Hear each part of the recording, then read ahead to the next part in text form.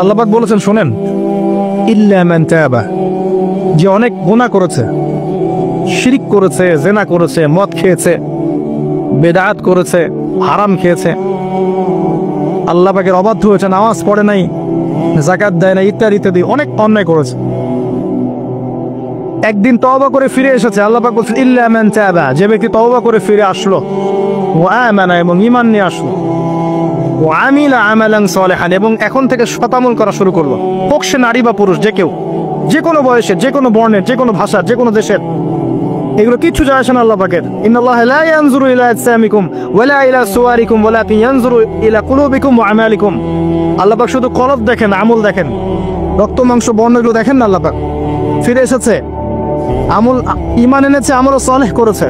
আল্লাহ পাক বলছে উলাইকা, এরাই তারা, ইউবাদদিলুল্লাহু সাইয়্যাতিহিম হাসানাত, এরাই সেই ব্যক্তি যাদের সমস্ত গুনাহকে আমি আল্লাহ নেকি দিয়ে পরিবর্তন করে দেব। সব আল্লাহ অপেক্ষা করছেন আপনার জন্য। আপনার কাছে আসার গল্পটা হোক আল্লাহর কাছে আসা গল্প, এই জেনার কাছে আসার গল্প দিয়ে কোনো লাভ নাই।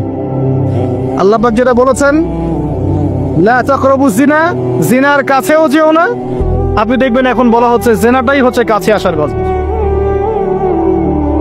আমি বলি শোনেন, নিমের ডাল দিয়ে দাঁত মাজেন, নিম গাছের ডাল আছে না, নিমের ডাল দিয়ে দাঁত মাজেন, এই পেস্ট ছেড়ে দেন,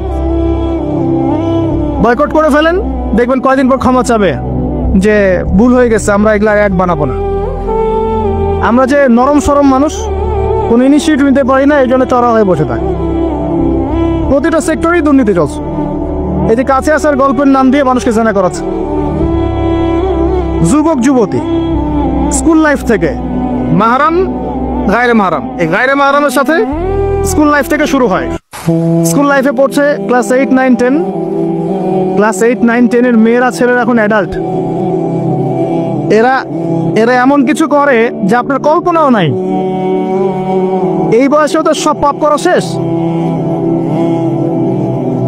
এগুলো সাক্ষী আপনারাই, আমার উপর আমাকে ভালো মন্দ বলেন না, এগুলো সাক্ষী আপনারা নিজেরাই। নিজেদের ঘরগুলো দেখেন। আর সবচেয়ে বড় কথা হচ্ছে ঘরের মানুষ কিন্তু কথা শোনে না। দেখবেন আপনি সারা দুনিয়ায় দিন কায়েম করে ফেলছেন, দিনটা, আর আপনার ঘরটা হচ্ছে নূহ আলাইহিস সালামের মতো। দেখবেন বউ কথা শোনে না, স্বামী ছেলে কথা শোনে না। এটাই বাস্তবতা। কিন্তু নূহ আলাইহিস সালামের ঘটনা মনে নাই? 950 বছর দাওয়াত দিয়েছেন, শেষে গিয়ে বলছেন রব্বি আন্নী মাগলুবুন ফান্তাসির, আল্লাহ আমি পরাজিত হয়ে গেছি, আমাকে সাহায্য করো, আমি আর পারছি না। আল্লাহ পাক আযাব নাজিল করে দিলেন, তিনি পার হয়ে গেলেন না। ছেলে পার হয় না, ছেলে বলে আমি পাহাড়ে উঠে যাব, পাহাড় আমাকে সেভ করবে। নূহ আলাইহিস সালাম বলছেন আজকে কেউ সেভ করতে পারবে না আল্লাহর আযাব থেকে। একটু পরে ঢেউ এসে বাপ বেটার মাঝখানে পার্থক্য করে দিল, ছেলে ডুবে মরে গেল, তার স্ত্রী পর্যন্ত ঈমান নিয়ে আসলো না। আল্লাহর কাছে হাত তুলে দোয়া করছেন, আল্লাহ আমার ছেলে, আমার আহাল, আমার পরিবার। আল্লাহ ধমক দিয়ে বলছেন যে লাইসা মিন আহলিক, সে তোমার পরিবারের কেউ না। দেখবেন আপনি মাশাআল্লাহ দিনদার, আপনার ভিতরে ইসলাম এস্টাবলিশ করা ডিফিকাল্ট। মানুষ এখন খুব ব্যক্তি সচেতন, নিজের মনে যা চাবে সেটাই করবে। আর আনুগত্যকে তারা দাসত্ব মনে করে। কথা বুঝেন? আনুগত্য করাকে দাসত্ব মনে করে। আমি দাসত্ব করবো কেন? আল্লাহ এবং তার রাসূল এবং স্বামী, পরিবার, কর্তাদের আনুগত্যটাকে তারা দাসত্ব মনে করে। অতএব সুখে থাকার মূল মন্ত্র এটাই আপনার, যার যার হক তাকে তাকে দিয়ে দেন, নিজের হক আল্লাহর কাছে চেয়ে নেন, আপনি সুখে থাকবেন ইনশাআল্লাহ। আল্লাহর জন্য বাঁচেন, আল্লাহর জন্য খান, আল্লাহর জন্য পড়েন, আল্লাহর জন্য দিন কায়েম করেন, আল্লাহর জন্য আপনি ইবাদত করেন, আল্লাহর জন্য মারা যান, ইনশাআল্লাহ আল্লাহ আপনাকে জান্নাত দিবে। আর আল্লাহর কাছে আমরা সবাই একা একা ফিরে যাবো। ইন্না লিল্লাহি ওয়া ইন্না ইলাইহি রাজিউন। একা একা একজন একজন করে হিসাব নেবেন আল্লাহ পাক। তখন আমার সাথে কেউ থাকবে? আপনার সাথে কেউ থাকবে? ইন্তেকালের পরে 40টা দিন অপেক্ষা করেন না, মানুষ মনে রাখে? রাখবে না, কাউকে রাখবে না। এটাই দুনিয়ার বাস্তবতা। দুনিয়া বড় নিষ্ঠুর। আর এগুলোর বাস্তবতা আপনারা যত দিন যাবে তত দেখবেন, উপলব্ধি করবেন। একদম কাঠামো ভেঙে যাবে, ফ্রি মিক্সিং দিয়ে, হারাম রিজিক দিয়ে, আপনার এই যে অপসংস্কৃতি দিয়ে পরিবারের কাঠামোই ভেঙে যাবে, সমাজের কাঠামো ভেঙে যাবে। মানুষ দেখবেন আত্মহত্যা করে মারা যাবে বেশি বেশি। বাবার খোঁজ নিবে না সন্তান। কিয়ামতের আলামত জানতালি দেলামে রব্বাত হুয়া, দাসী মনিবকে জন্ম দিবে, মা বাবার সাথে দাস দাসীর মতো আচরণ করা হবে। টাকার জন্য, সম্পদের জন্য মানুষ ভাইকে হত্যা করবে, বোনকে হত্যা করবে, ছেলে ছেলে বাবাকে হত্যা করবে, মাকে হত্যা করবে, এগুলো সব কিয়ামতের আলামতের হাদিস। এগুলো আপনি বাস্তবতা মিলিয়ে দেখেন 100% মিলে যাবে। এগুলো চলছে এখন। এই জায়গায় আমি বলবো আত্মকেন্দ্রিক হন। একটা আয়াত শোনাচ্ছি আপনাকে, আমার খুব পছন্দের একটা আয়াত, এবং আল্লামা তাকি উসমানীর নাম শুনেছেন? আমার জানা মতে বিশ্ব বরেণ্য আলেমদের একজন। তিনি একটা গোটা বই লিখেছেন, পুরা বইটাই একটা আয়াতের উপরে। বইটা পড়েন, আপনার কাছে মনে হবে বইটার প্রতিটা কথা আপনার জন্য লেখা হয়েছে। তাজকিয়া, আত্মশুদ্ধি, আত্মশুদ্ধি ও তাসাউফ। ওই বইয়ের প্রথমে টাইটেল, একটা হেডলাইন আয়াত আছে, ইয়া আইয়ুহাল্লাযীনা আমানু, হে মুমিনগণ, আলাইকুম আনফুসাকুম, নিজের নফসের খবর নেওয়া, নিজের নফসের খবর নাও, নিজে ঠিক হও। মান লা ইয়াদুররুকুম মান দাল্লা ইন ইহতাদাইতুম, যারা পথভ্রষ্ট হয়ে যাচ্ছে বা গেছে, এদের পথভ্রষ্টতা তোমাদের কোনো ক্ষতি করবে না যদি তোমরা হেদায়েতের উপর থাকো। এর চেয়ে বড় কোনো মেডিসিন নাই। এই আয়াতের মধ্যে সবকিছু আছে, আমাদের সমস্যা এবং আমাদের সলিউশন। আমাদের সমস্যা হচ্ছে আমরা পরের দিকে বেশি চোখ তুলি, আঙ্গুল তাকাই, তোমার এটা ঠিক নাই, তোমার এটা ঠিক নাই, তোমার আকীদা ঠিক নাই, তোমার আমল ঠিক নাই, তোমার তাজকিয়া ঠিক নাই, তোমার রিজিক ঠিক নাই, ইত্যাদি ইত্যাদি। নিজের দিকে এতবার আঙ্গুল আমরা তুলি না। আমার আকীদা ঠিক আছে কিনা, আমার মানহাজ ঠিক আছে কিনা, আমার আমল বেদাত মুক্ত কিনা, আমার রিজিক ঠিক আছে কিনা, আমার পরিবার ঠিক আছে কিনা, আমার নফসে আত্মশুদ্ধি আছে কিনা, আমার ভিতরে হিংসা আছে কিনা, গীবত আছে কিনা, তোহমত দেই কিনা, অহংকার আছে কিনা, এগুলো আমাকে চিন্তা করতে হবে। আলাইকুম আনফুসাকুম, নিজের নফসের খবর নাও। এই নফস নিয়ে আল্লাহর কাছে যেতে হবে। এই একটা আয়াত যদি বুঝে আসে, আপনার প্রবলেম সলভ। এখানে সমস্যা হচ্ছে আমরা আগে মানুষের সংশোধন চাই, কিন্তু আল্লাহ বলছেন আগে নিজেকে সংশোধন করো। নিজে আগে সংশোধিত হও, একটা বাতি থেকে 1000টা বাতি জ্বলবে ইনশাআল্লাহ। আর নিজেকে সংশোধন করতে না বললে আমি বাতি জ্বালাতে পারবো না। তো ইভেন এখানে বসে আমি যে কথাগুলো বলছি বা বলবো বা বলা হয়, যারা বলে, তারা নিজেরা যদি সেগুলোর উপর আমল না করে, এই কথার কোনো তাসির হবে না আপনার উপরে। আপনি শুনবেন, এক কান দিয়ে ঢুকবে, আর এক কান দিয়ে বেরো যাবে, বাসায় গিয়ে ঘুমিয়ে যাবেন। এটা বাস্তবতা। রাসূলুল্লাহ, শোনেন, রাসূলুল্লাহ সাল্লাল্লাহু আলাইহি ওয়াসাল্লামের দাওয়াতে এত হিউজ মানুষ ইসলাম কবুল করলো কেন বলেন তো? মূল কারণ কি জানেন? ইসলামের প্রতিটা বিষয়ের উপরে নবী সাল্লাল্লাহু আলাইহি ওয়াসাল্লাম নিজে আগে আমল করে দেখিয়েছেন। এই জন্য তার কথার মধ্যে নূর এবং তাসির এবং বারাকা এত বেশি ছিল যে মানুষের কলিজার মধ্যে কথাগুলো আঘাত করেছে, মানুষ পরিবর্তন হয়েছে। আর আমাদের টোটাল উল্টা। এইখানে বসবো, এই ধরনের জায়গায় যারা বসি তাদের এক শ্রেণীর কথা বলছি, সবাই না। এখানে অনেক মানুষ আছেন যারা আল্লাহওয়ালা, এবং যারা বেশি ভাইরাল না, যারা তো সেলিব্রিটি না, রাতের বেলা তাহাজ্জুদ পড়ছেন, দেখেন কোন মাদ্রাসায় খেদমত করছেন, এমন কিছু করছেন যাদেরকে কেউ চেনে না আল্লাহ ছাড়া, তারা আল্লাহর কাছে সেলিব্রিটি। এখানে টোটালি উল্টা। আমরা বলি যেটা, সেটা নিজেরা করি না, আর সেটা করি যা বলি না। আমি আপনাদেরকে বলি, আমি যা জানি তা 30-40% আমি আপনাদেরকে বলতে পারি না, ভয়ে বলি না। আর আমি যা বলি তার 100%-এর মনে হয় 50-60-70% আমি করতে পারি না। নিজেদেরকে নিয়ে শঙ্কিত আমরা যে কি হবে। তো এই আয়াতের উপর আমল ছাড়া আমাদের কোনো গতি নাই। ইয়া আইয়ুহাল্লাযীনা আমানু, হে মুমিনগণ, আলাইকুম আনফুসাকুম, নিজের নফসের খবর নাও। লা ইয়াদুররুকুম মান দাল্লা ইন ইহতাদাতুম, তোমরা যদি হেদায়েত প্রাপ্ত হয়ে থাকো, ওদের পথভ্রষ্টতা তোমাকে ক্ষতি করবে না। ইসলামের শত্রুদের কথা বাদ দেন, আগে নিজেকে ঠিক করেন, নিজে থেকে ঠিক করেন। নিজেরা নামাজি হন আল্লাহর ওয়াস্তে, আল্লাহর ওয়াস্তে হালাল খান, পরিবার ঠিক করেন, জ্ঞান অর্জন করেন, আল্লাহর ওয়াস্তে দিনের কোনো খেদমতের চেষ্টা করেন, আপনার জানমাল সময় শ্রম দিয়ে আল্লাহর ওয়াস্তে কিছু করেন, দেশকে কিছু দেন, রাষ্ট্রকে কিছু ভালো কিছু দেন, উম্মাকে কিছু ভালো কিছু দেন, আপনার প্রতিভা দিয়ে মানুষের কল্যাণ করেন, মানবতার কোনো খেদমত করেন, কিছু একটা করেন। গবাদি পশুর মতো জীবনটাকে নষ্ট করবেন না। খাওয়া, ঘুমানো, পেশাব পায়খানা করা, স্ত্রী সহবাস করা, বাচ্চা পয়দা করা, ডেট, এই হলো আমাদের জীবনের প্যাটার্ন। এখন কিছু করেন। সবাই তাকিয়ে আছে আপনাদের দিকে, আমাদের দিকে না, সবাই তাকিয়ে আছে আপনাদের দিকে। আল্লাহ পাক আপনাদেরকে বোঝার তৌফিক দান করুন। আর কয়েকটা কথা বলে শেষ করছে, অনেক রাত হয়ে গেছে, যত লম্বা হবে ফজরের নামাজ কাজা হয়ে যাবে। সেটা হলো, আত্মশুদ্ধির পরে হালাল রিজিকের কথা বলেছে। আল্লাহর রাস্তায় সুদ খায়েন না, ঘুষ দুর্নীতিতে যায়েন না। এরপর আমি যেটা বলবো যে প্রকৃত মিসকিনদের কাতারে আমরা যেন না দাঁড়াই। মানুষের সাথে জড়িত কোনো হক রাখেন না। আরো বলবো, পারিবারিক আদর্শ ঠিক করার চেষ্টা করেন। আমি জানি এটা খুব ডিফিকাল্ট, নিজেকে দিয়েই বুঝি এটা খুব ডিফিকাল্ট। যে নূহ আলাইহিস সালামের কথা বললাম, কওমে লুত আলাইহিস সালামের কথা শুনেন, তার স্ত্রী ঈমান নিয়ে আসে নাই, নবী সাল্লাল্লাহু আলাইহি ওয়াসাল্লামের চাচারা ঈমান নিয়ে আসে নাই। এটাই সিস্টেম, এটাই নিয়ম। যখন দেখবেন দাওয়াত দিতে দিতে বোঝাতে আপনি ব্যর্থ, তখন আপনি আসহাবুল কাহফের মতো একা হয়ে যান। তাও ভালো, আসহাবুল কাহফের মতো একা হয়ে যান। একা একা দিনের পথে চলেন, আল্লাহর কাজ আপনি একাই করেন।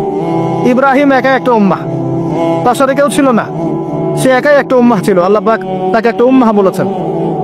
আর এরপর যে কথাটা বলবো, শেষ কথা, সেটা হলো আল্লাহ পাক আমাদের সবাইকেই কিছু না কিছু প্রতিভা দিয়েছেন।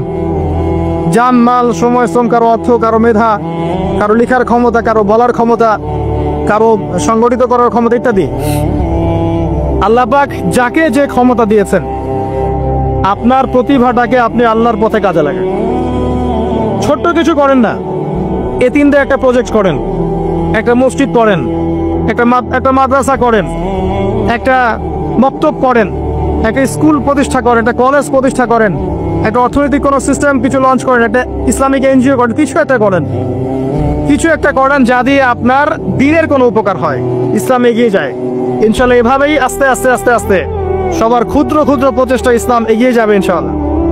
আজ হোক আর কাল হোক, আল্লাহর জমিন, আল্লাহর দিন প্রতিষ্ঠা হবে ইনশাআল্লাহ তাআলা। এবং আল্লাহর দিন যখন প্রতিষ্ঠা হবে, সবাই সুখে থাকবে, কেউ কষ্ট থাকবে না ইনশাআল্লাহ তাআলা। আল্লাহ রাব্বুল আলামিন আমাদের সবাইকে পবিত্র কোরআন এবং সুন্নাহ অনুযায়ী জীবনযাপন করার তৌফিক এনায়েত করুন, আমিন। আল্লাহ রাব্বুল আলামিন আমাদের সবার পারিবারিক আদর্শ সুশৃঙ্খল করে দিন, ইসলামিক করে দিন। আমাদের সবাইকে আল্লাহ পাক হালাল রিজিকের ব্যবস্থা করে দিন, এবং আমাদের মা বোনদেরকে আল্লাহ পাক খাস পর্দায় থাকার তৌফিক দান করুন। বাহ্যিক চোখ দিয়ে আপনি সব কিছুকে দেখলে মনে হবে যে বিশ্ব এগিয়ে যাচ্ছে, কিন্তু ভিতর দিয়ে দেখলে, আল্লাহর নূর দিয়ে দেখলে বুঝতে পারবেন বিশ্ব আগাচ্ছে ঠিকই, কিন্তু তার ধ্বংসের দিকে আগাচ্ছে। সময়ের জন্য অপেক্ষা করতে থাকেন, এক পর্যায়ে কথাগুলো বুঝে আসবে ইনশাআল্লাহ। হয়তো এখন মাথার উপর দিয়ে যাচ্ছে, ইল্লা মাশাআল্লাহ। আগে জ্ঞানতাত্ত্বিক দর্শনটা ঠিক করেন। আমাদের দর্শনটা এখন এমন যে চাক্ষুষ যা দেখব সেটাই সত্য, অথবা পরীক্ষা নিরীক্ষা পর্যবেক্ষণের মাধ্যমে যে সিদ্ধান্তে আসা যাবে সেটাই সত্য। এবং আমাদেরকে পশ্চিমা বিশ্ব এটাই শিখিয়েছে, পশ্চিমারা আমাদেরকে এটাই শিখিয়েছে যে পরীক্ষা নিরীক্ষা, যুক্তি, বিজ্ঞান, দর্শন, এগুলোর মানদণ্ডে যা লাভ করা যাবে সেটাই জ্ঞান। এর বাইরে জ্ঞানের কোনো অস্তিত্ব নাই। এই জন্যে আল্লাহ তারা বিশ্বাস করে না, কারণ আল্লাহকে দেখা যায় না, সিম্পল। মালায়েকা, ফেরেশতা তারা বিশ্বাস করে না, কারণ ফেরেশতাকে দেখা যায় না। জিন জাতিকে তারা বিশ্বাস করে না, কারণ তাকে দেখা যায় না। একইভাবে রূহ বা আত্মা, স্বপ্নের ব্যাখ্যা, আপনার ঘুম, আপনার কবরের আযাব, মিজান, পুলসিরাত, জান্নাত, জাহান্নাম, আগেকার আসমানি কিতাব, নবী রাসূলগণ, কাউকে দেখা যায় না, অতএব এগুলোর কোনো অস্তিত্ব নাই। এটা তাদের দর্শন, এবং এই ফিলোসফি দিয়ে সারা বিশ্ব এখন চলছে। লান নুমিনা লাকা হাত্তা নারাল্লাহা জাহরা, যেমনটা বনু ইসরাইল বলেছিল, সূরা বাকারার দিকে আছে প্রথম দিকে, হে মূসা, আমরা তোমার কথায় বিশ্বাস করব না যতক্ষণ না আল্লাহকে চাক্ষুষ দেখছি। কিন্তু ইসলামিক ফিলোসফি ডিফারেন্ট।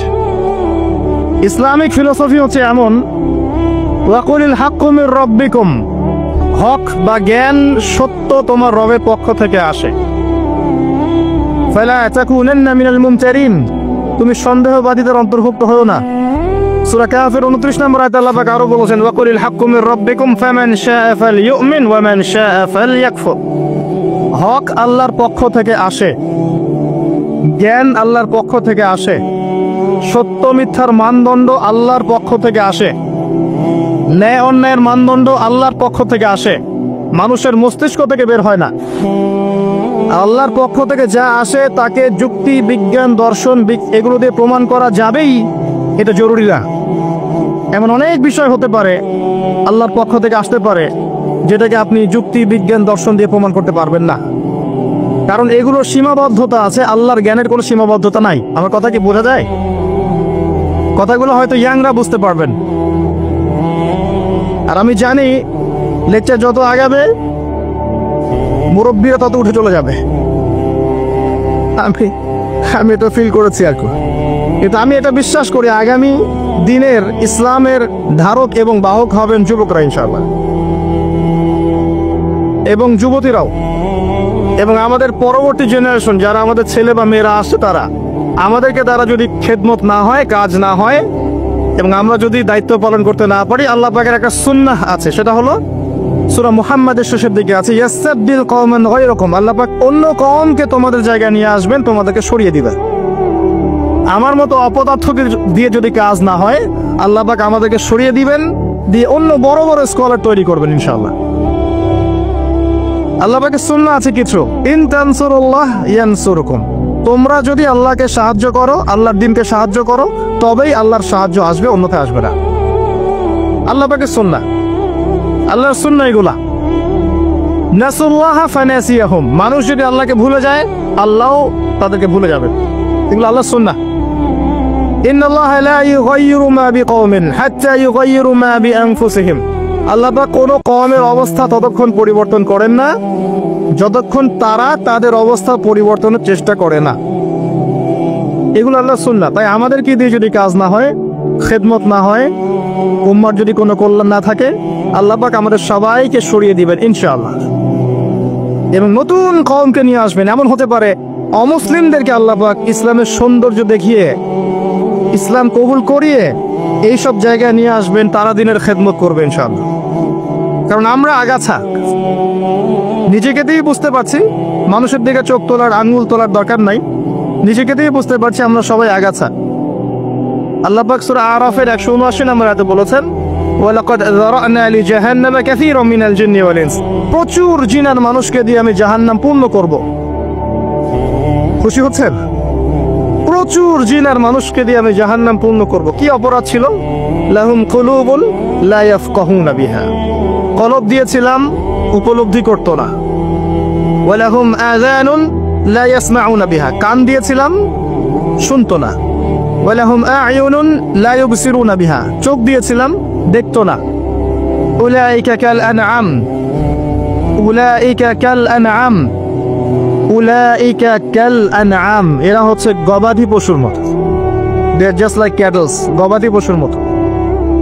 বাল হুম আদল, বরং তার চাইতেও এরা নিকৃষ্ট। ওয়া উলাইকা হুমুল গাফিলুন, এরা হচ্ছে গাফিল সম্প্রদায়।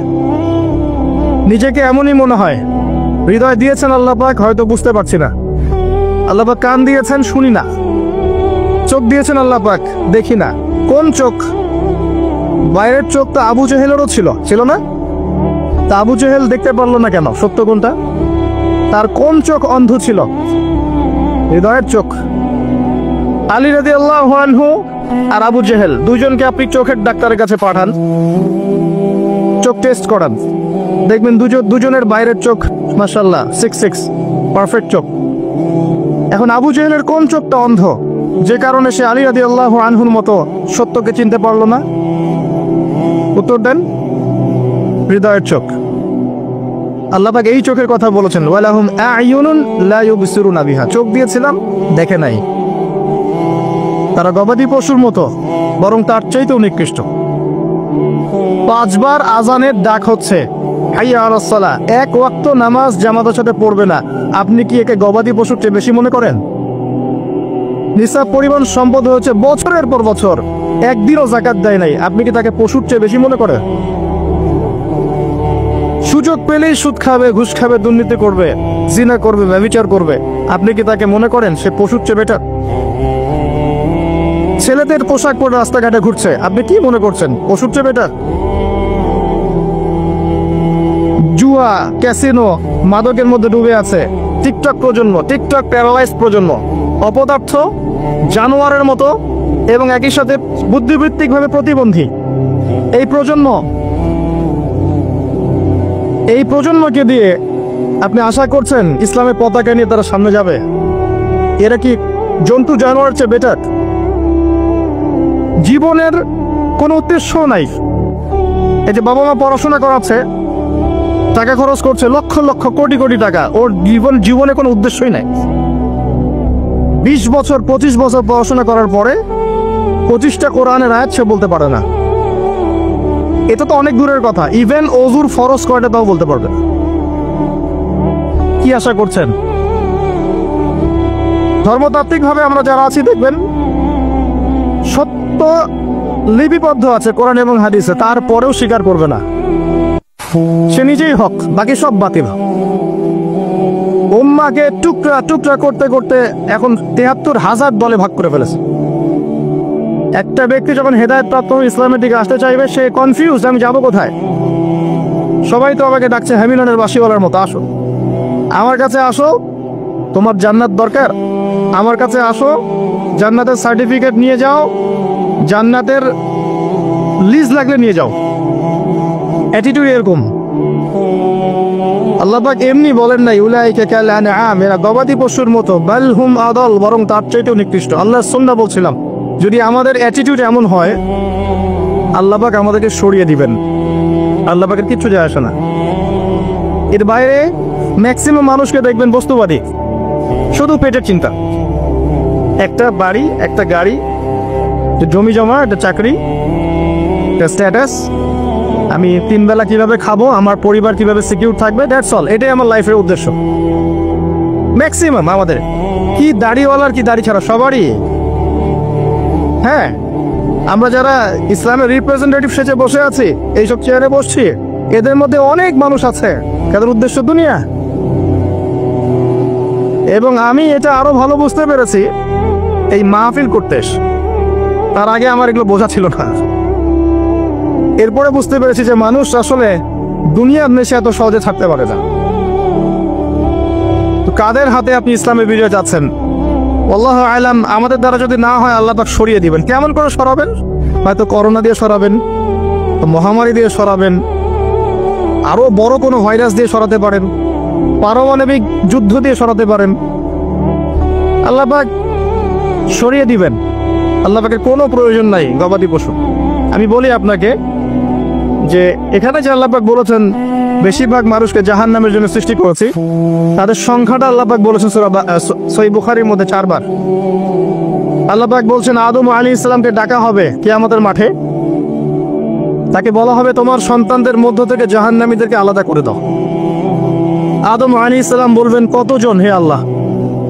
আল্লাহ রাব্বুল আলামিন তাকে জানাবেন প্রত্যেক হাজারে, listen to me very carefully, প্রত্যেক হাজারে 999 জনকে জাহান্নামের জন্য আলাদা করে দাও। নাউযুবিল্লাহ। এটা রাসূল সাল্লাল্লাহু আলাইহি ওয়াসাল্লামের সেই হাদিসের সাথে মিলে যায় যে আমার উম্মাহ 73 দলে ভাগ হয়ে যাবে, যার মধ্যে একটা মাত্র দল জান্নাতে যাবে। মা আনা আলাইহি ওয়া আসহাবি, আমি যার উপরে আছি, আমার সাহাবীরা যার উপরে আছে। আর যারা দলে দলে বিভক্ত হয়েছে, তারা সবাই এই হাদিসটা দিয়েই বিভক্ত হয়েছে।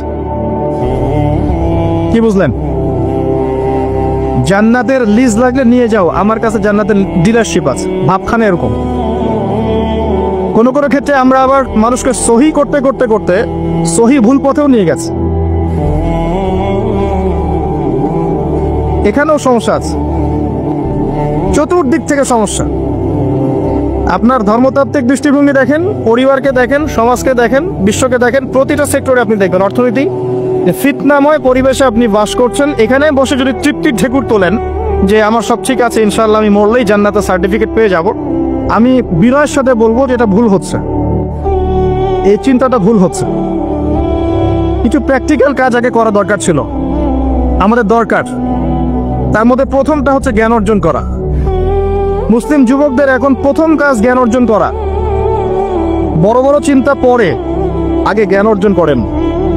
ইকরা বিসমি রাব্বিকাল্লাযী খালাক, এই আয়াতের উপর আমল করেন। কি জ্ঞান অর্জন করবেন? যারা মাদ্রাসা লাইনে পড়ছেন পড়তে থাকেন, যারা জেনারেল লাইনে পড়ছেন পড়তে থাকেন। উভয় দিকের যে দ্বিমের মেরুকরণ আছে, এটাকে আপনাকে হারমোনিয়াসলি কানেক্ট করতে হবে। যেমন কিছু সাবজেক্ট আপনাকে পড়তে হবে, আপনি মাদ্রাসা লাইনেই পড়েন আর জেনারেল লাইনেই পড়েন। প্রথম সাবজেক্ট হচ্ছে আল কোরআন, এর উপরে কোনো জ্ঞান নাই। আল কোরআন, আল কোরআনের মধ্যে আবার কিছু কাজ আছে। আল কোরআনের প্রথমত তেলাওয়াত শিখতে হবে এবং নিয়মিত তেলাওয়াত করতে হবে। আপনি যদি আল কোরআনের নিয়মিত তেলাওয়াত করেন, আপনাকে কেউ বাধা দিবে? আমরা অনেক সময় আঙ্গুল তুলে রাখি উপরের দিকে, কিন্তু যে কাজগুলো আমরা করতে পারি সেগুলোই করি না। আপনি কোরআন চর্চা করেন, কেউ বাধা দিবে? প্রথম সাবজেক্ট আপনার কোরআন, এর তিলাওয়াত, এরপরে হচ্ছে অ্যারাবিক ল্যাঙ্গুয়েজ। অ্যারাবিক ল্যাঙ্গুয়েজের মধ্যে নাহু সরফ শিখতে হবে। মাদ্রাসা যে ক্লাসিক্যাল বইগুলো আছে সরফের এবং নাহুর, এসো আরবি শিখি, আবু তাহের মিসবাহ শাইখের যে কোর্সগুলো আছে, মরেন ওলামায়ে কেরাম যারা আছেন কওমি মাদ্রাসার এবং যারা অ্যারাবিক সেকশনে খেদমত করছেন, এদের কাছে গিয়ে পড়ে থাকেন, পড়ে থেকে অ্যারাবিকটা শেখেন। অ্যারাবিক শিখলে আপনি কোরআনের অর্থটা বুঝতে পারবেন। আর কোরআনের অর্থ না বুঝলে আল্লাহর নূর আপনার কলবে আসবে না। কোরআনের অর্থ না বুঝলে আল্লাহ নূর কোশ্চিন কালেও আসবে না, আপনি খিদির হতে পারবেন না। এবং এই কোরআন কোনো সাম্প্রদায়িক বই নয়, এটা সবার জন্যে। এই কোরআন সবার জন্য, পুরো মানব জাতির জন্যই, শুধু আমাদের মুসলিমদের অথরিটি না, এটা আমাদের পৈতৃক সম্পত্তি নয়, এটা পুরো মানব জাতির জন্য। এবং কোরআনের সাথে আপনাকে তাফসিরগুলো পড়তে হবে। আপনার কাছে যে তাফসিরটা ভালো মনে হয়, হোক সেটা জালালাইন অথবা মারিফুল কোরআন অথবা ইবনে কাসির, যেটা আপনার কাছে বেস্ট মনে হয় সেটাই পড়েন। আমি এখানে সংকীর্ণ মানসিকতা আর মানহাজ মাযহাবের এই যে বিভক্তি, এগুলো থেকে আপনাদেরকে ঊর্ধ্বে চিন্তা করতে বলছি। এগুলো ঊর্ধ্বে ওঠেন, আপনি পরিপূর্ণ জ্ঞান পাবেন ইনশাআল্লাহ। একটা সম্প্রদায়ের সাথে কানেক্টেড হয়ে থাকলে বাকিদের কাছ থেকে আর জ্ঞান পাবেন না, ফুল স্টপ। আপনি একটা সম্প্রদায়ভুক্ত হয়ে গেলে আপনি বাকিদের থেকে আর জ্ঞান পাবেন না। আপনার কাছে মনে হবে এটাই চূড়ান্ত হক, এর বাইরে কোনো হক নাই। কিন্তু আপনি যদি নিশ্চয়ই বিমানে চড়েছেন কখনো, যদি আপনি ফ্লাই করে থাকেন উপর থেকে জমিনটাকে দেখতে যেমন লাগে, আপনি আকাশে আছেন, এখন জমিনটাকে দেখেন কেমন লাগে, আপনাকে ওই জায়গা থেকে চিন্তা করতে হবে। আপনি সবার উপরে ওঠেন, বাহির থেকে সবকিছুকে দেখেন, তাহলে আপনি বুঝতে পারবেন কার মধ্যে কি আছে। কোন একটা ঢুকে গেলে আর বুঝতে পারবেন না এখানে কি সমস্যা আছে, আপনার চোখের সামনে পর্দা পড়ে যাবে। কথা কি বুঝতে পারেন? আল্লাহ বোঝার তৌফিক দান করুন। কোরআন শেখেন, তাফসীর পড়েন। আপনি ফিকহি বিষয় উদার হয়ে যান। এখানে কোনো সংকীর্ণতার অবকাশ নাই। ইসলামের বৈচিত্র্য ইসলামের সৌন্দর্য। ইসলামের এই বৈচিত্র্যটাই ইসলামের সৌন্দর্য। কেউ যদি বলে যে এই দল এটাই চূড়ান্ত হক, এর বাইরে হকের কোনো মানদণ্ড নয়, সে ডাহা মিথ্যা কথা বলছে। ফিকহি বিষয়ে সাহাবায়ে কেরাম উদার ছিলেন। যাদের কাছে যতটুকু দলিল পৌঁছেছে অতটুকুর আলোকে তারা তাদের দল বানিয়ে নিয়েছে। কিন্তু এর মাঝখানেও একটা উম্মাতান ওয়াসাতা আছে, মধ্যম পন্থায় চিন্তা আপনাকে করতে হবে, সংকীর্ণ মানসিকতা থেকে বের হতে হবে। ওই আব্বাসীয় খেলাফতের সময় যখন মঙ্গোলিয়ানরা আক্রমণ করেছিল বাগদাদকে, এই জায়গাটা ভালো করে বোঝেন। যখন মঙ্গোলিয়ানরা আক্রমণ করেছে বাগদাদকে, তখনও কিছু মানুষ বসে বসে ঝগড়া করছিল, বাহাস করছিল যে কাকড়া খাওয়া হালাল না হারাম। আমার কথা বুঝতে পারেন? কাকড়া খাওয়া হালাল না হারাম এটা নিয়ে বাহাস করছিল। অলরেডি মঙ্গোলিয়ানরা হামলা করে দিয়েছে। পুরো বৈশ্বিক প্রেক্ষাপটে আমরা এখন সেটাই করছি। পুরো বিশ্বের প্রেক্ষাপটে মুসলিমদের যে অবস্থা, এখন আমরা অভ্যন্তরীণভাবে এটাই করছি। কে হাত কোথায় বাঁধবেন, কে কোথায় পায়ে পা লাগাবেন কি লাগাবেন না, আস্তে আমিন বলবেন না জোরে বলবেন, তারাবির নামাজ সামনে তো একটা বাস আসবে, 20 পড়বেন না 8 পড়বেন, ঈদের নামাজ কত তাকবীরে পড়বেন ইত্যাদি। যে মাসআলাগুলোকে নিয়ে সাহাবায়ে কেরামের যুগ থেকে শুরু করে ইখতিলাফ চলে আসছে, এগুলো নিয়ে আমরা কিয়ামত পর্যন্ত ইখতিলাফ করতেই থাকবো। বলেন ঠিক, তাই না? এটাই করছি আমরা। এবং সারা বিশ্বের প্রেক্ষাপটে আমাদেরকে আজকে চতুর্দিক থেকে গলার মধ্যে রশি পেঁচিয়ে টান দেয়া হয়ে গেছে, খালি ফাঁসির কাস্টে ঝোলা বাকি এখন আমাদের। উদাহরণটা এভাবে দিতে পারি আমি, যারা বোঝা তারা বুঝবেন ইনশাআল্লাহ। সমুদ্রের ধারে দাঁড়িয়েছেন কখনো? অনেকে দাঁড়িয়েছেন, ওখানে কিছু চোরাবালি থাকে, আছে চোরাবালি আছে। এই চোরাবালিতে কেউ যদি ডুবে যায়, দেখা যায় যে আস্তে আস্তে তার হাঁটু, তারপরে তার কোমর, তারপর বুক আস্তে আস্তে ডুবতে থাকে। আমাদের অবস্থাটা এখন এমন হয়েছে যে প্রথমে আমাদের উম্মাহ এই দেহটা একটা চোরাবালিতে পড়েছিল, পরে তার প্রথমত টাকনু পর্যন্ত ডুবেছে। সে হাত পা ছোড়াছড়ি করছে, আমাকে বাঁচাও, আমাকে উঠাও। চারপাশে উম্মার অনুসারী মানুষরা ছিলেন, তারা বলছে নড়াচড়া করবেন না, নড়াচড়া করবেন না, নড়াচড়া করলে আরো ডুবে যাবেন, ওইভাবে থাকেন। উম্মাহ বেচারা এভাবেই ছিল। তারপর আস্তে আস্তে আস্তে আস্তে তার হাঁটু পর্যন্ত ডুবে গেল। সে অস্থির হয়ে ছটফট করছে, আমাকে বের করো, আমাকে বের করো, আমি ডুবে যাচ্ছি। আশপাশের মানুষ বলছে রিল্যাক্স, নড়াচড়া করবেন না, নড়াচড়া করলে আপনি ডুবে যাবেন। এভাবে আস্তে আস্তে কোমর, আস্তে আস্তে বুক, এখন গলা পর্যন্ত ডুবে গেছে। এখনো উম্মাহ চিৎকার করছে, আমাকে বের করো, আমাকে বের করো, আমি ডুবে যাচ্ছি। আশপাশের মুসলিমরা বলছে নড়াচড়া করতে যায় না, নড়াচড়া করতে যায় না, ওইটাও ডুবে যাও। কে টেনে তুলবে একে এখন? যারা আশপাশে আছে এই দুরবস্থায় এবং এই দায়িত্ব পালন করে নাই, আল্লাহ পাক অচিরে তাদেরকে সরিয়ে দিবেন ইনশাআল্লাহ, কোনো সন্দেহ নাই। নতুন কোনো কওম আসবে ইনশাআল্লাহ, নতুন কোনো প্রজন্ম আসবে ইনশাআল্লাহ, যারা এই উম্মাহটাকে আবার তুলবে ইনশাআল্লাহ। এবং আমরা জানি, আমরা আখিরুজ্জামান স্টাডি করে দেখেছি যে বিশ্বের সামনে এমন সময় আসবে যখন ঈসা ইবনে মারইয়ামকে আল্লাহ পাক নামাবেন, এবং এই বিষয়ে কোনো সন্দেহ নাই। আর নেটো যদি চেষ্টা করে তাকে থামাতে পারবে না। কথা বুঝতে পারেন নাই? পৃথিবীর কোনো শক্তি তাকে আটকাতে পারবে না। আল্লাহ পাক এটা বলে দিয়েছেন, সিরিয়ার দামেস্কের সাদা মিনারের উপরে দুইজন ফেরেশতার কাঁধে ভর করে ঈসা ইবনে মারইয়ামকে আল্লাহ পাক পাঠাবে। হাদিস এভাবে এসেছে, তার চুলগুলো ছিল ব্রাউন কালার এবং অনেক কাঠ পর্যন্ত লম্বা। চুলগুলো দিয়ে টপটপ করে পানি পড়তে থাকবে, দেখে মনে হবে মুক্তা ঝরে পড়ছে। এত স্পেসিফিকলি কোন কিতাবে বলা থাকতে পারে, কোন রিলিজনের মধ্যে থাকতে পারে ইসলাম ছাড়া? ইসলামই তো সেই রিলিজন যেখানে আপনি হায়েস্ট নিফাসের মাসআলা পাবেন, পররাষ্ট্রনীতিও পাবেন। অন্য কোথাও আছে? ঈসা ইবনে মারইয়ামের চুল দিয়ে টপটপ করে পানি পড়তে থাকবে, এটা পর্যন্ত বলা আছে। এবং আল্লাহ পাক বলেছেন, তার রাসূলের মাধ্যমে জানিয়েছেন সাল্লাল্লাহু আলাইহি ওয়াসাল্লাম, যে ঈসা ইবনে মারইয়াম প্যালেস্টাইনের বাবেলুদ নামক জায়গায় মাসিহুদ দাজ্জালকে হত্যা করবে ইনশাআল্লাহ। এবং এখান থেকে, ওই জেরুজালেম থেকে তিনি পুরো বিশ্বে ইসলামী খেলাফা বাস্তবায়ন করবেন। এটা কত বছর পর? এটা ননসেন্স প্রশ্ন। এটা কত বছর পর? এই প্রশ্নটা হচ্ছে এমন প্রশ্ন যে আদম আলাইহিস সালাম আর হাওয়া আলাইহিস সালাম যে গাছের ফল খেয়েছিলেন, ওই গাছের নাম কি? এই প্রশ্ন যেমন ভিত্তিহীন, ননসেন্স প্রশ্ন, এরকমই ননসেন্স প্রশ্ন হচ্ছে কত বছর পর এটা হবে। এটা দিয়ে আপনার কি দরকার?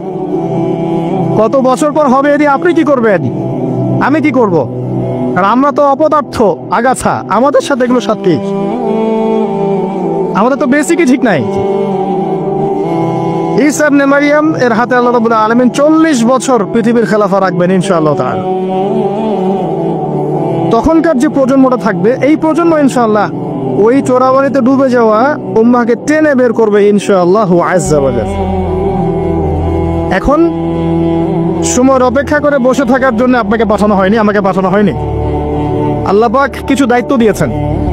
প্রথমটা বলছিলাম, আপনাকে জ্ঞান অর্জন করতে হবে, এবং জ্ঞান অর্জনের প্রথম ধাপ হচ্ছে আল কোরআন।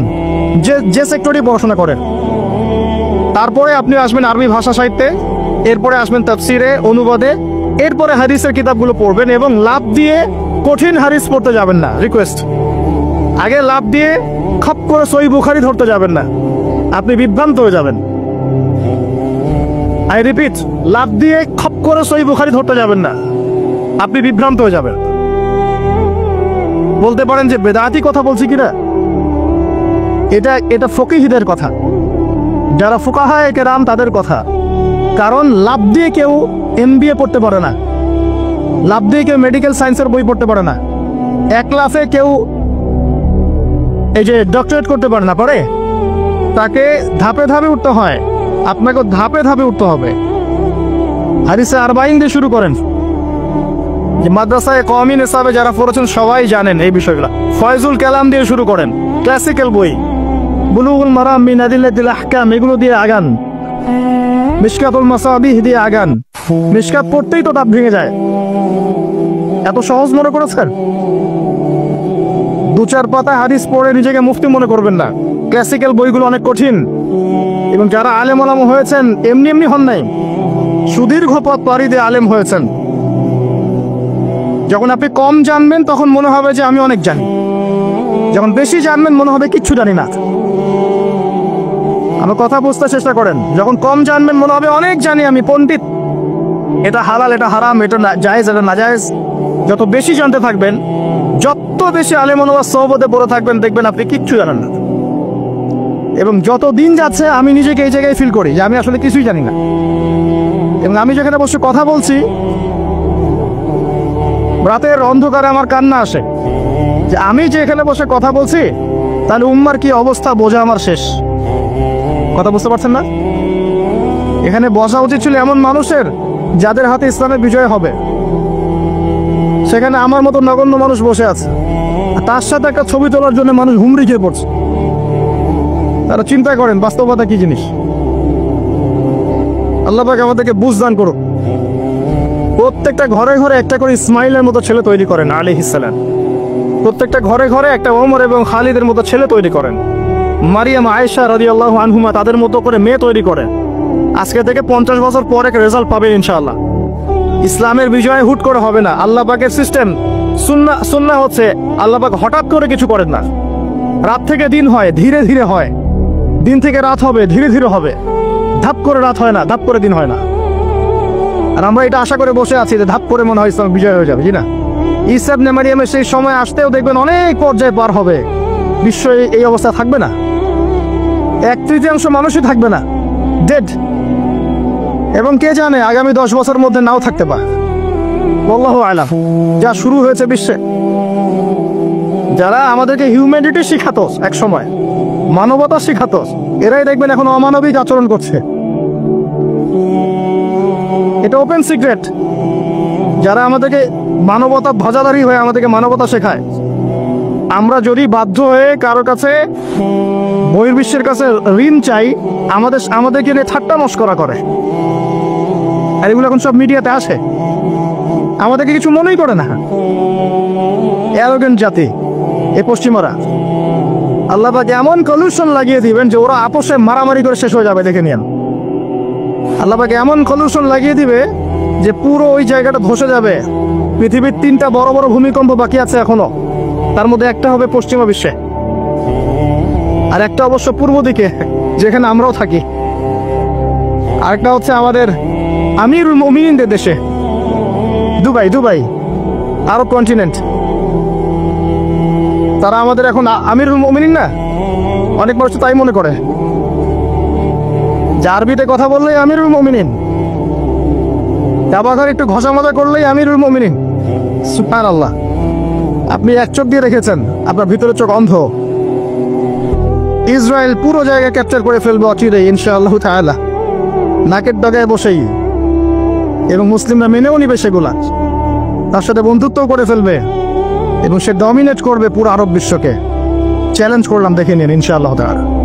আপনি এখন অন্ধ। ইমামুল মেহদি যখন আসবে তখন দেখবেন তার উপরেই চাপ সৃষ্টি করা হবে। ইমামুল মাহদিকে নিঃসন্দেহে সন্ত্রাসী বলা হবে যদি ওই সময় মিডিয়াগুলো থাকে, এবং মুসলিমরাই এগুলো ঢোল পিটাবে, দেখে নিন। এক শ্রেণীর মুসলিম বের হয়ে যাবে তখনও, যখন বলবে যে ইমামুল মাহদি খারেজি, এটাও বলবে। অপেক্ষা করতে থাকেন, জ্ঞান অর্জন করেন প্রিয় ভাই। হাদিসে কিতাবের কথা বলছিলাম, আগে বড় জায়গায় যায় না, মিশকাত শেষ করেন, আস্তে আস্তে ইবনে মাজাহ যান, তিরমিজিতে যান, আবু দাউদ পড়েন, নাসাই পড়েন, পরে যান বুখারী মুসলিমে। তখন কি ইনশাআল্লাহ আপনি বুঝতে পারবেন। আর এই পড়াশোনা করবেন কোথায়? একা একা? বাজার থেকে যাব, পাবলিকেশন থেকে বই কিনবো, আরবি এবারত জবর যে পেজ দিয়ে আছে পড়বো, বাংলা অনুবাদ পড়বো, মুফতি হয়ে যাবো, তাই নাকি? শুকরান। কে বলেছেন কথাটা? শুকরান। ওস্তাদ লাগবে, ওস্তাদ লাগবে, ওস্তাদ। আর ওস্তাদ খুঁজতে গিয়ে সাম্প্রদায়িক হয় না যে আমি এই মাযহাব ফলো করি, এই মাযহাবের বাইরে কোনো ওস্তাদ নিব না, আমি এই দল করি, এই দলের বাইরে কোনো ওস্তাদ নিব না। তখন কি হবে? আপনি দলীয় সাম্প্রদায়িকতায় চলে যাবেন। আপনিও তখন মুকাল্লিদ হবেন। মানুষকে মুকাল্লিদ বলছেন, আপনি নিজেও তো মুকাল্লিদ। একজন আলেম বই লিখেছেন, ধরেন আমার হাতে একটা বই আছে, নামাজ শিক্ষার বই, কথার কথা। তো এখন এই বইটার মধ্যে তিনি কিছু দলিল দিয়েছেন, রেফারেন্স দিয়েছেন, নামাজকে সাবিত করেছেন, আপনি এখন সেটা ফলো করছেন। হাদিসের নাম্বারগুলো দেওয়া আছে, আপনি ফলো করছেন। ফলো করে বলছেন আমি গায়রে মুকাল্লিদ, তোমরা সবাই মুকাল্লিদ। এই যে বইটা তিনি লিখলেন, আপনি তো লেখককে ফলো করছেন, লেখক যা লিখেছেন তাই ফলো করছেন। অবশ্যই আপনিও তার মাযহাব মেনেছেন, তার মতকে মানেন নাই, মেনেছেন। নাকি আপনি প্রত্যেকটা হাদিসকে যাচাই বাছাই করে দেখেছেন কোনটা সহিহ কোনটা যঈফ? দেখেছেন? তাহলে আপনি তার মত মেনেছেন, আর মত তো মানতেই হচ্ছে। এই মতটুকু না মানলে তো আমি দিন বুঝতেই পারবো না। পারবো? আমরা কি সবাই স্কলার, মুস্তাহিদ? আমরা কি সবাই ইস্তেহাদ করার যোগ্যতা রাখি?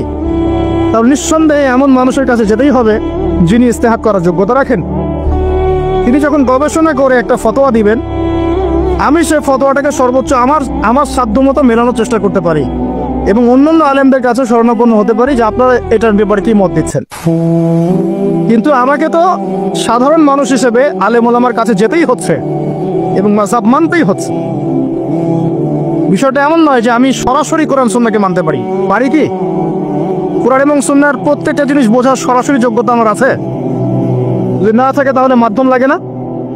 এই মাধ্যমটা কি নাজায়েজ? এই জায়গায় তো আমরা সমস্যায় ভুগছি। নিজে নিজে পণ্ডিত হয়ে যাই আর নিজে নিজে বিভিন্ন দল উপদল খুলে বসে থাকি, মানুষকেও আহ্বান করতে থাকি, আর যে আমার আহ্বানে সাড়া দেয় না তাকে বলে দেই তুমি খারাজি। আল্লাহ পাক আমাদেরকে বোঝার তৌফিক দান করে। উস্তাদ লাগবে, উস্তাদ। তৃতীয় জিনিসটা হচ্ছে আপনি পড়াশোনা করবেন আলেম ওলামার সোহবতে গিয়ে, এবং এই পড়াশোনাটা একা একা করতে পারবেন না। আপনি তাদের কাছে যাবেন, আরবির ক্লাসিক্যাল বইগুলো পড়বেন। এটা শুধু পড়ার জন্য নয়, বরং তাদের সোহবতে থেকে, চরিত্র থেকে জ্ঞান শেখার জন্য।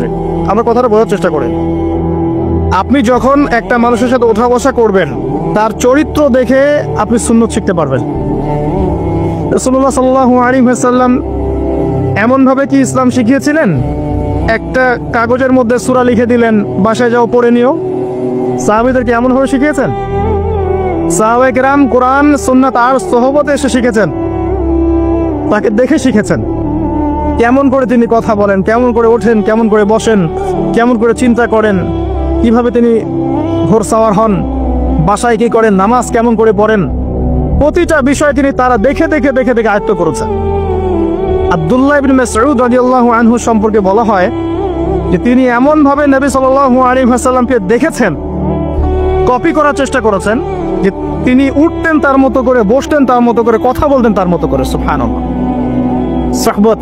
সোহবতেই আপনাকে নূর দিবে ইনশাআল্লাহ।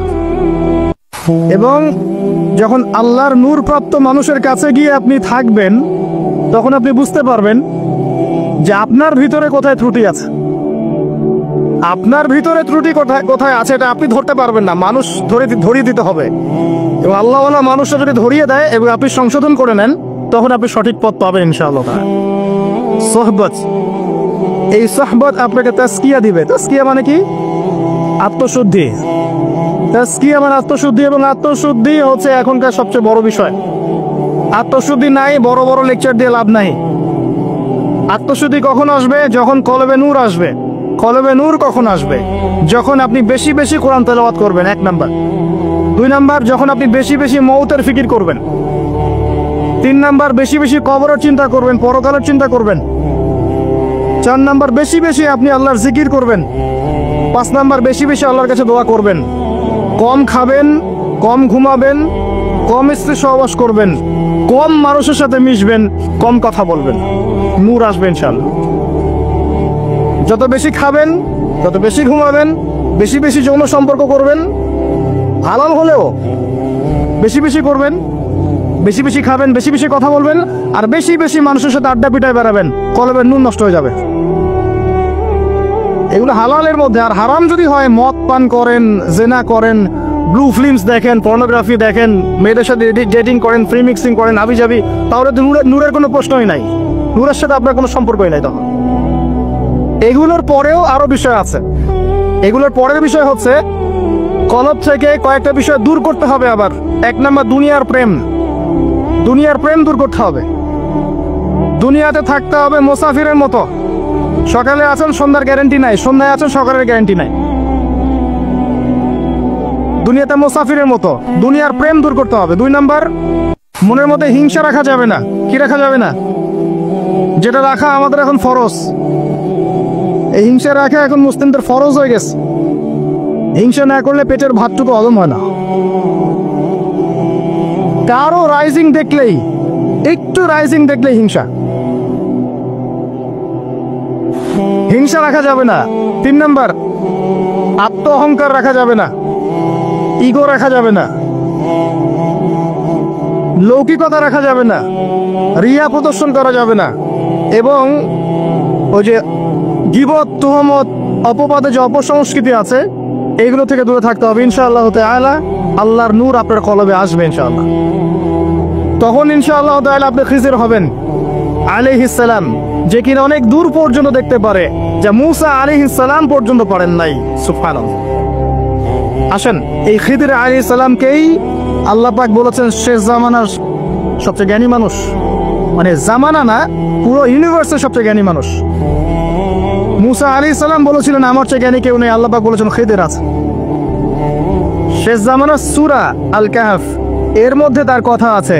এটা আপনাকে ডাইরেকশন দিচ্ছে, শেষ জামানায় যদি আপনি হকপন্থী হতে চান, আলোর সন্ধান পেতে চান, খিদির আলাইহিস সালামের মতো দূরদর্শিতা সম্পন্ন হতে হবে।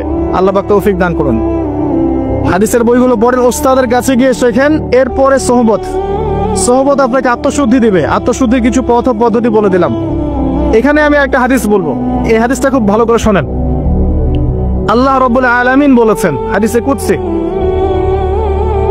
যে আল্লাহ পাক যেগুলো ফরজ করেছেন, ওয়াজিব করেছেন, এগুলো যখন একজন বান্দা নিয়মিত করতে থাকে এবং এর সাথেও নফল কাজ করতে থাকে, আল্লাহ পাক সেই বান্দাকে ভালোবেসে ফেলেন।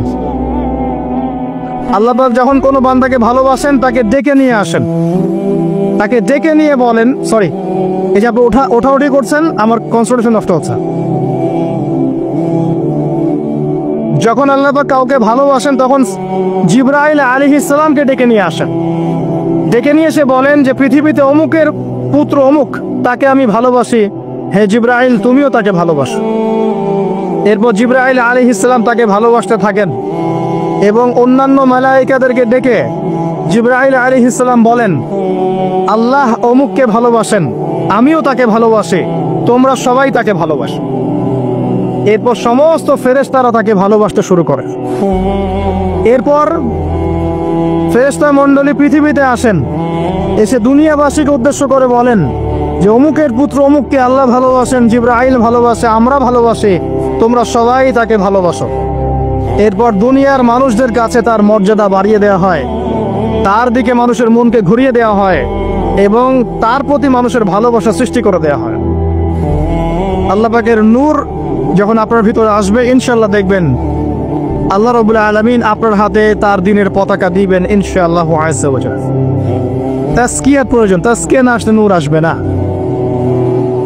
লাভ নাই ভাই, প্রচুর ইবাদত বন্দেগী করে মনের মধ্যে অহংকার রেখে কোনো লাভ নাই। অনেক কিছু করছেন, নিজেকে মনে করছেন আপনি সুপিরিয়র, অন্যরা সব ককরোচ, আপনি জান্নাতের ডিলার, লাভ নাই।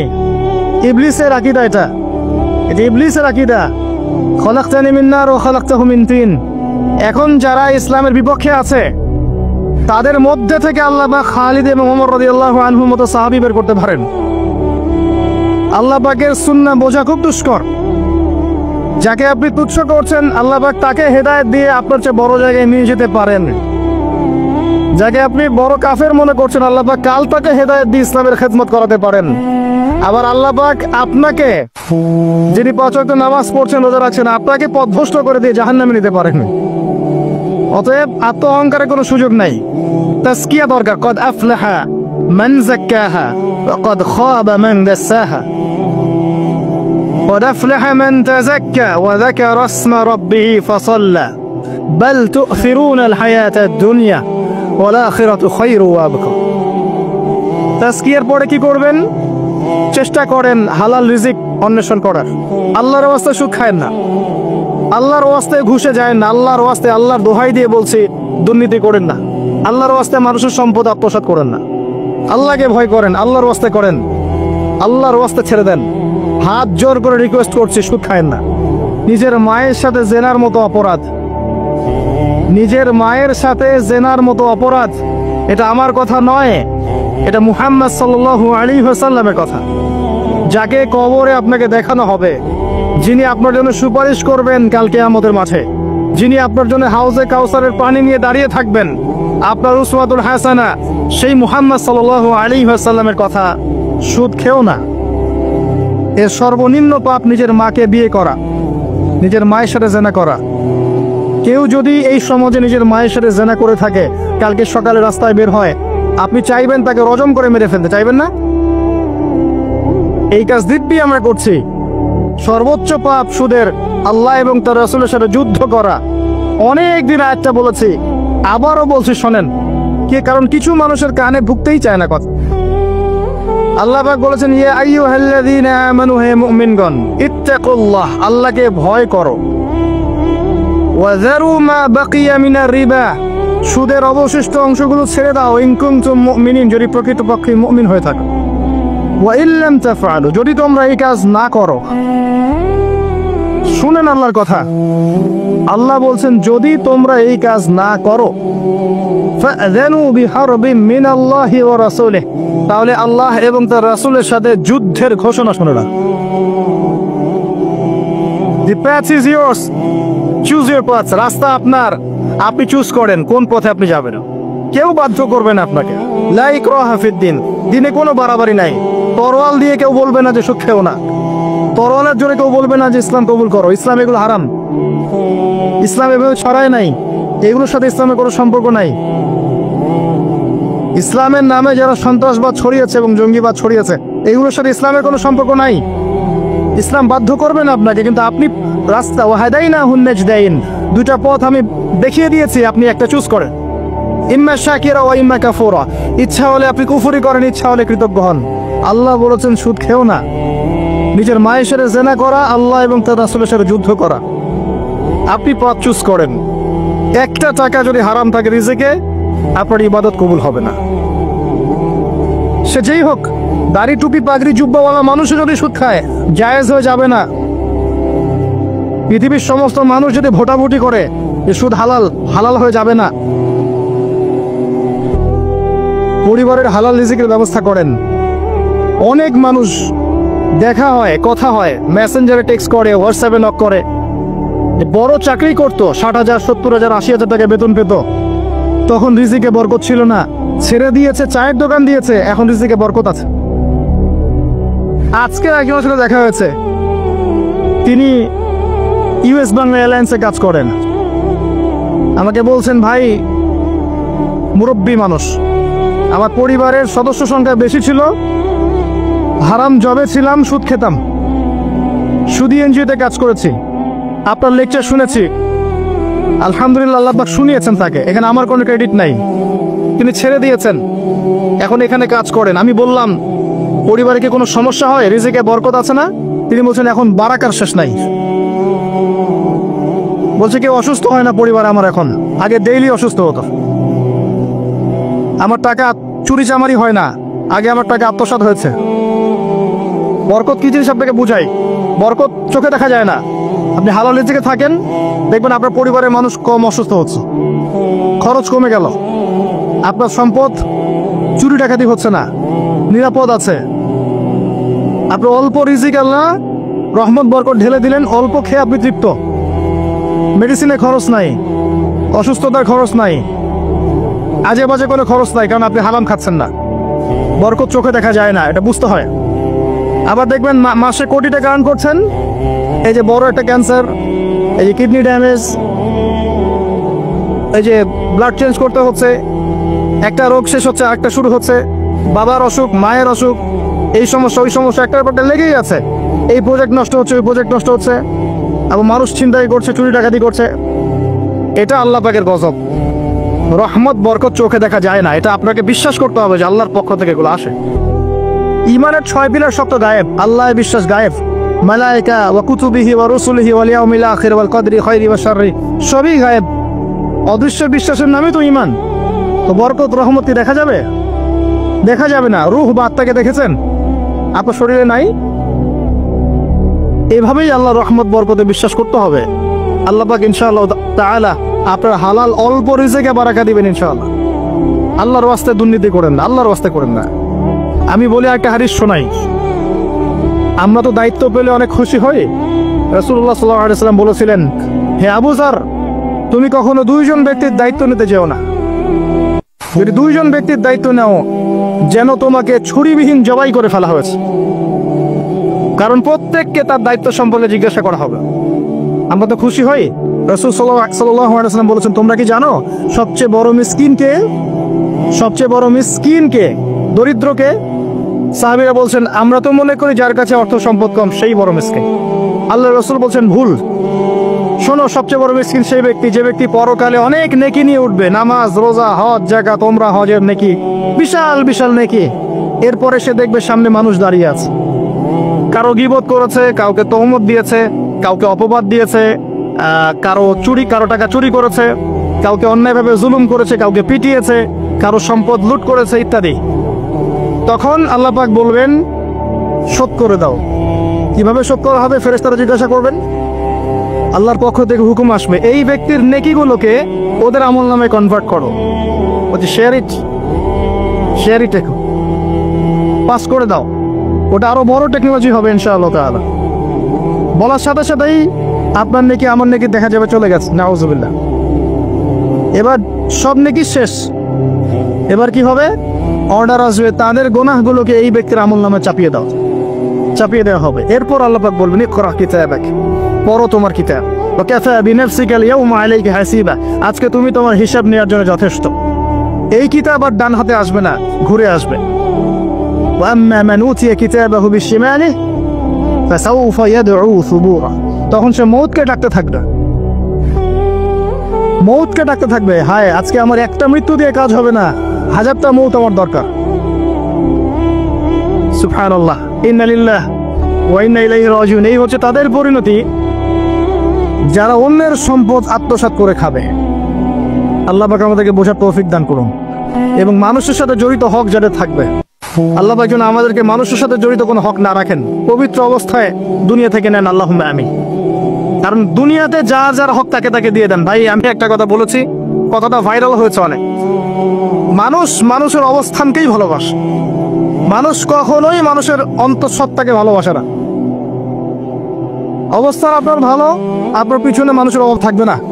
আজকে আপনার ক্ষমতা আছে, পাওয়ার আছে, খ্যাতি আছে, ইত্যাদি আছে, মানুষ দেখবেন পিছনে ঘুরঘুর করছে, এবং এরা কিন্তু সবাই সবার স্বার্থেই ঘুরঘুর করছে।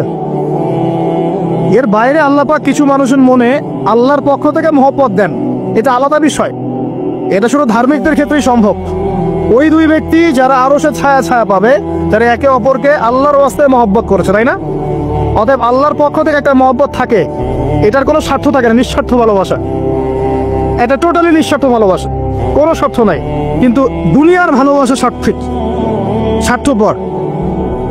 অবস্থানকে আপনাকে মূল্যায়ন করা হবে। আপন শুধু আল্লাহ পাক আপনার। আল্লাহর জন্যে যার হক তাকে দিয়ে দেন, নিজের হক আল্লাহর কাছে চেয়ে নেন, আপনি সুখে থাকবেন ইনশাআল্লাহ। এর চেয়ে কোনো ফিলোসফি নাই দুনিয়াতে সুখে থাকা।